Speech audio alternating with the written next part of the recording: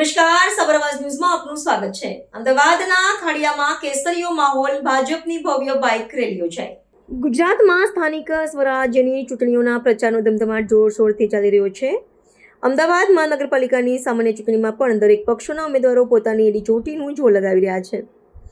અમદાવાદનો ખાડિયા વિસ્તાર ભારતીય જનતા પાર્ટીનો ગઢ રહ્યો છે। ભાજપના ઉમેદવારો દરેક પોળમાં ફરીને ડોર ટુ ડોર પ્રચાર કરી રહ્યા છે।